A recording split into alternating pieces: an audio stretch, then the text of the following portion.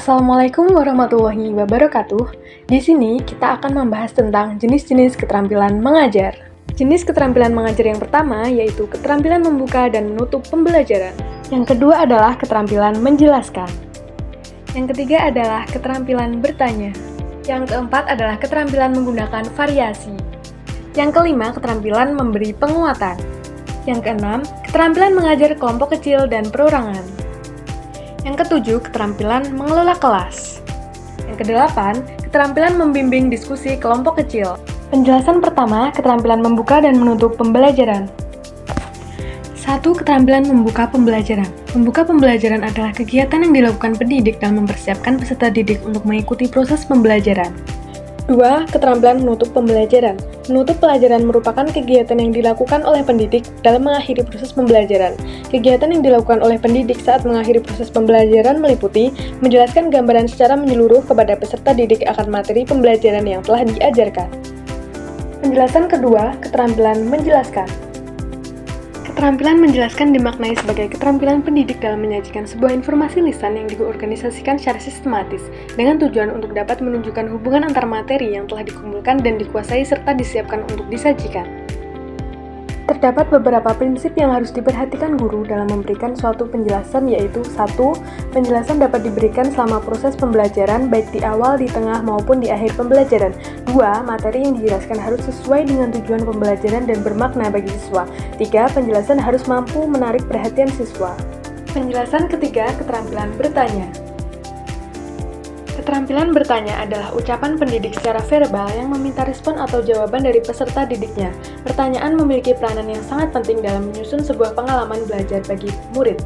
Menurut Socrates, semua ilmu pengetahuan akan diketahui atau tidak diketahui oleh siswa hanya jika guru dapat mendemonstrasikan keterampilan bertanya yang baik dalam praktik pembelajarannya. Menurut Sudirman, pertanyaan yang baik memiliki ciri-ciri sebagai berikut. 1. Dirumuskan dalam kalimat yang singkat dan jelas. 2. Memiliki tujuan yang jelas. 3. Mendorong anak untuk berpikir kritis. 4. Bahasa dalam pertanyaan dapat dipahami dengan baik oleh siswa.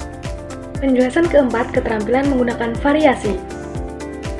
Keterampilan guru dalam mengadakan variasi merupakan hal yang sangat diperlukan dalam kegiatan pembelajaran. Variasi adalah keanekaan yang membuat sesuatu tidak monoton. Di dalam proses belajar mengajar, variasi ditunjukkan dengan adanya perubahan dalam gaya mengajar guru, keragaman media yang digunakan, dan perubahan dalam pola interaksi dan kegiatan siswa. Penjelasan kelima, keterampilan memberi penguatan. Penguatan atau reinforcement adalah segala bentuk respons, baik yang berupa verbal ataupun non-verbal, yang merupakan bagian dari modifikasi tingkah laku guru terhadap tingkah laku siswa, yang bertujuan memberikan informasi atau umpan balik atau feedback bagi si penerima atas perbuatannya sebagai suatu dorongan atau koreksi. Penjelasan keenam, keterampilan mengajar kelompok kecil dan perorangan. Secara fisik, bentuk pengajaran ini berjumlah terbatas yaitu berkisar antara 3 dan 8 orang untuk kelompok kecil dan seorang untuk perseorangan. Ada 4 komponen keterampilan yang harus dimiliki oleh guru untuk pengajaran kelompok kecil dan perorangan. Di antaranya yaitu mengadakan pendekatan secara pribadi, mengorganisasikan, membimbing dan memudahkan belajar, serta merencanakan dan melaksanakan kegiatan belajar mengajar. Penjelasan ketujuh, keterampilan mengelola kelas. Keterampilan mengelola kelas merupakan keterampilan guru dalam menciptakan dan memelihara kondisi belajar yang optimal, serta keterampilan seorang guru dalam mengembalikan kondisi belajar ke kondisi yang optimal bila terdapat gangguan dalam proses belajar, baik yang bersifat gangguan kecil maupun gangguan yang berkelanjutan. Tujuan dari latihan keterampilan mengelola kelas bagi guru atau calon guru dimaksudkan agar 1. Agar guru memiliki kesadaran terhadap kebutuhan peserta didiknya. 2.